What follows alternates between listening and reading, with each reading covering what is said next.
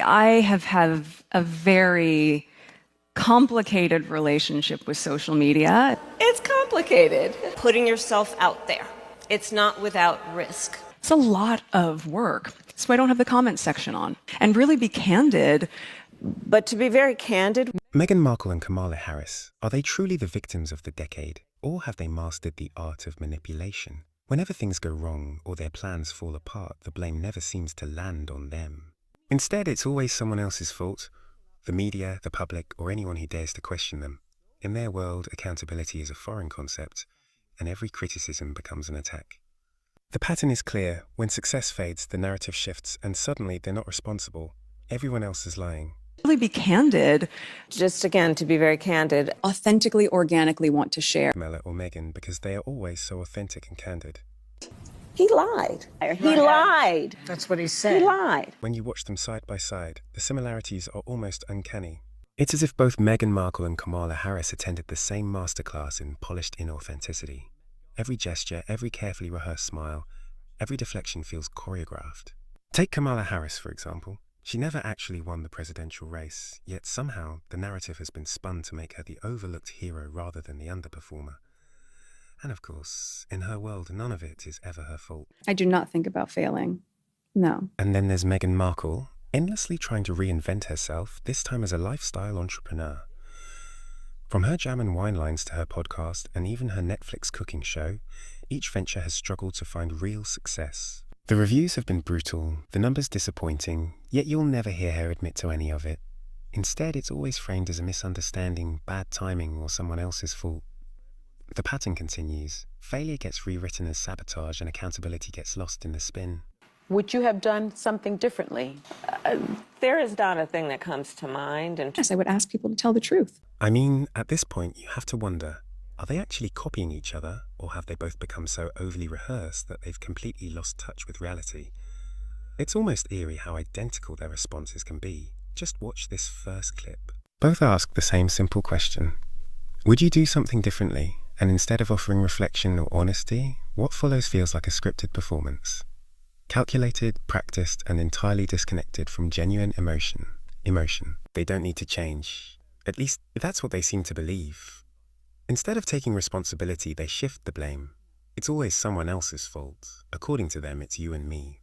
The public, who are lying, misunderstanding, or twisting the truth. They, of course, did nothing wrong.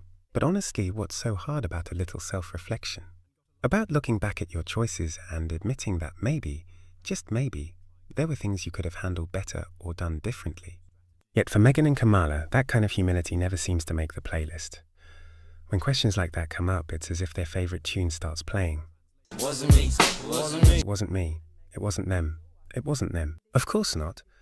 Because in their world, they're always the most honest, the most candid people in the room. By the way, welcome to my channel, New Things, and if you haven't already, make sure to hit that like, subscribe, and hype button. I really appreciate the support. Now back to Kamala and Meghan, the self-proclaimed queens of authenticity. They repeat that word so often it's almost lost all meaning. Authentica becomes their shield, their script, their brand. But when you hear it enough times, it starts to sound less like truth and more like a well-rehearsed line. And honestly, it's reached a point where it's not just ironic. It's a problem, and I'll show you exactly what I mean. candid. And authentically. The authenticity is authentically authentic. Authentically. The real problem is that you shouldn't have to keep repeating words like I'm authentic, I'm honest, or I'm candid over and over again. True authenticity isn't something you declare, it's something you demonstrate. Actions speak louder than any rehearsed claim. But Kamala and Meghan seem to have missed that memo. They've become experts in repetition, not reflect. It's not just the same buzzwords they keep recycling. It's the same stories, the same narratives, told again and again until they start to sound like scripted reruns. It's less about truth and more about control. And that's where the mask starts to slip. Really was an unprecedented. That it is unprecedented. What is unprecedented? It's unprecedented. Some of these interviews are years apart, and yet it's almost like deja vu. The same words, the same stories, the same emotional cues. It's as if time passes, but the script never changes. And you have to ask yourself, do people still believe them? Because it's not just the repetition that's exhausting, it's the way they say things. Long, winding answers that sound deep but mean absolutely nothing. That's why so many have started calling it word salad, a polished jumble of buzzwords and vague sentiments meant to sound profound while dodging any real substance. Take a look for yourself. Put pen to paper and I wrote a letter. Put pen to paper and wrote a letter about it. So Larry, I wrote a letter. Kamala and Meghan are constantly criticized in the media for their word salads because what they say, they talk, they speak, but it's empty. It has no meaning. It has no impact. Someone who does not participate in piling on. And I was not going to pile on. And there was a lot of piling on. When you anchor into your own knowing, then you're telling your own story. Yeah. You're telling your own story and how you show up in the world, what you do. You actually don't need to say anything. You know, the children of the community are the children of the community. Yeah. Then how do I create community?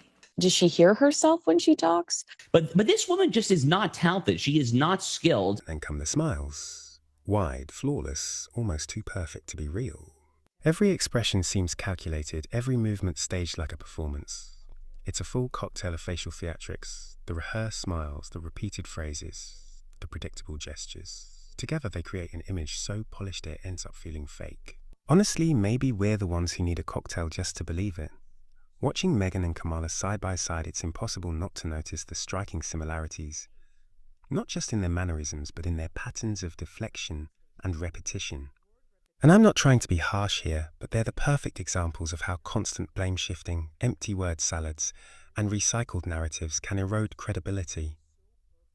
Real authenticity doesn't need a script, it shows itself naturally. If you want to see what that looks like, stick around, watch the next video, and I'll see you there.